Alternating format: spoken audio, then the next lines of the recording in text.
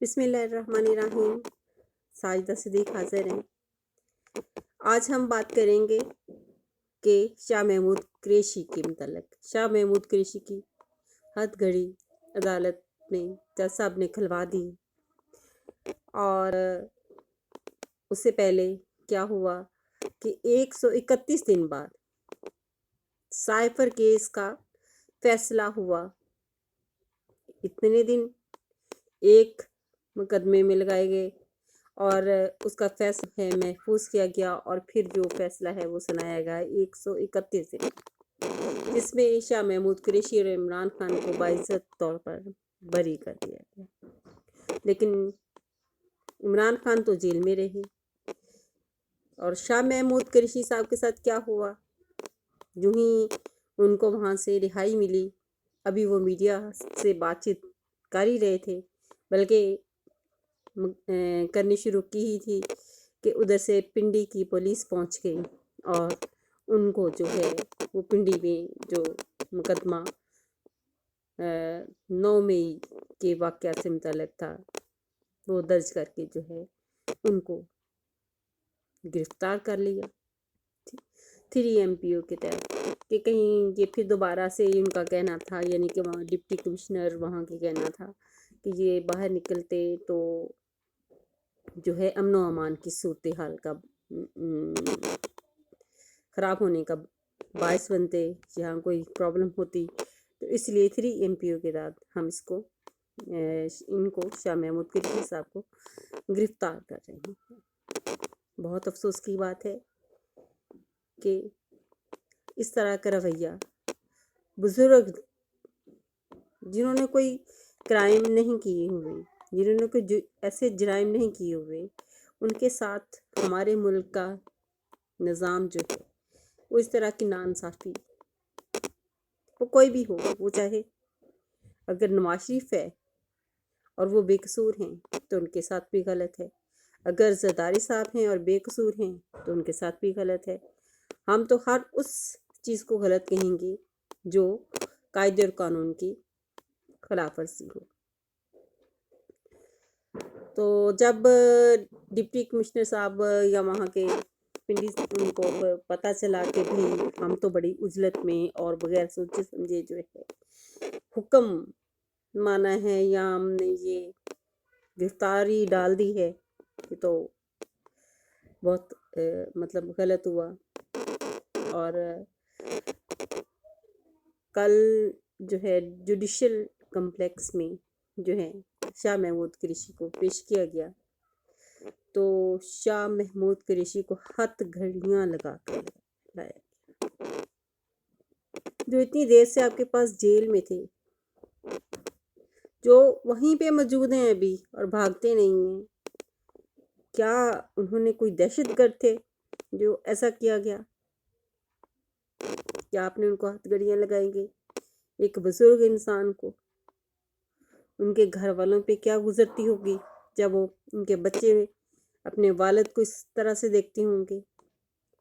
یہ کبھی اپنے آپ پہ بندہ انالائز کر کے دیکھے کہ کل میں اس جگہ پہ کھڑا ہوں تو میرے ساتھ اس طرح سے ہو، اور میرے بچوں پہ یا مجھ پر کیا گزرے گی۔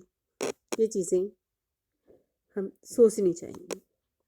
ہر اس اعلیٰ عہدے پر بیٹھے ہوئے شخص کو یہ بات سوچنی چاہیے۔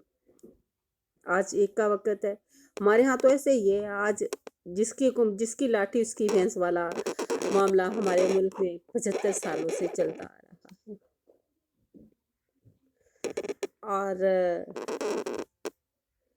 پھر شاہ محمود قریشی صاحب نے خود جسب سے بات کی، اور بات کرتے کرتے آپ دیدہ بھی ہو گئے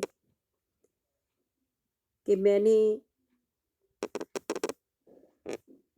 اتنے سال جو ہے پاکستان کے مقدمے لڑے، پاکستان کے لیے لڑا، باہر سفارتی طور پر میں نے اتنا کام کیا، اور میرے ساتھ اس طرح کا سلوک،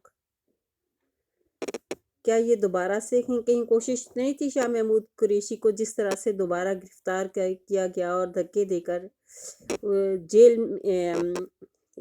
وہ بختر بند گاڑی میں ڈالا گیا اور پھر یہ ویڈیوز ٹی وی پہ چلی تو آپ کو 9 مئی والا واقعہ بھی تو یاد آ گیا ہوگا کہ جب عمران خان کو اس طرح سے گرفتار کیا گیا تھا عدالت سے، بلکہ عدالت کے احاطہ عدالت کے اندر سے نہیں، احاطہ عدالت، تو یہی صورتحال تھی۔ اور اس وقت جو ہے وہ کیا واقعات پیش آئے، کیا ہوا، اس کے نتائج کیا گزرے، تو آیا یہ طریقہ کار گرفتاری کا بنتا تھا؟ بالکل نہیں بنتا تھا۔ گرفتار کرنا تھا بڑے طریقے سے، بڑے جیسے کہ ہمیشہ ہمیں لوگوں کو گرفتار کیا جاتا ہے ویسے کرتے۔ یہ سب دکھانے کی ضرورت کیا تھی کہ ایسے حالات پیدا ہو جائیں ہمارے ملک میں، الیکشن نہ ہو پائے، جمہوری حکومت نہ چل سکے؟ کوئی نہ کوئی تو مقاصد ہوں گے اس کے پیچھے۔ اور میں تو اس بات پہ ہوں کہ یہ زیادتی ہے کسی بھی شخص کے ساتھ، چاہے وہ کسی بھی پارٹی کا لیڈر ہو، اس طریقے سے نہیں۔ کسی عام آدمی کے ساتھ جس کی سیلف ریسپیکٹ ہو، جو دہشت گرد نہ ہو، جس نے کوئی گناہ نہ کیا ہو،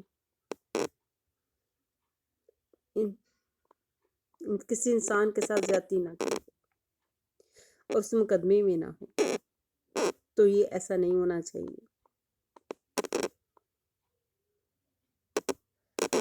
دوسرا ہم آ جاتے ہیں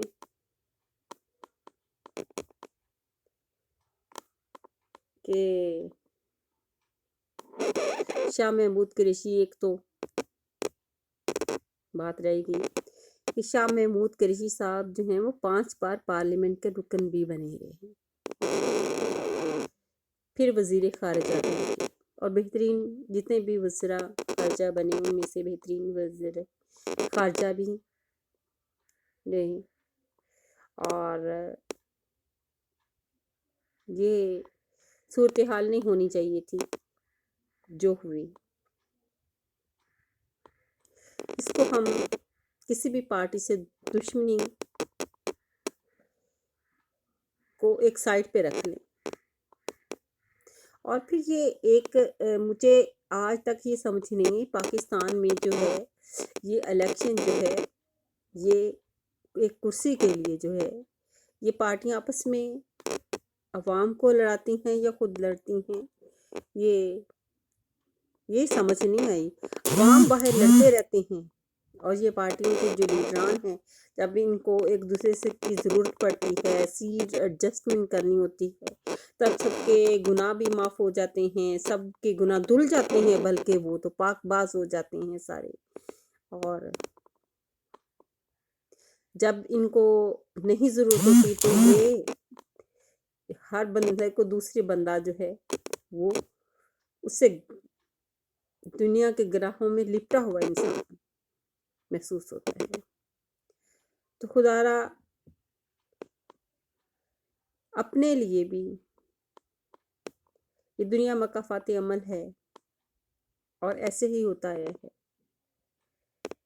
کچھ گناہوں کے سزا ہمیں بلکہ دنیا میں مل جاتی ہے، آخرت میں بھی ملنی ہوتی ہے، تو سمجھ جائیں کہ ہم جو ہے ایسا کچھ نہ کریں۔ کبھی کبھی انسان کو ایسے گناہوں کی سزا کسی دوسری چیزوں میں بھی مل جاتی ہے۔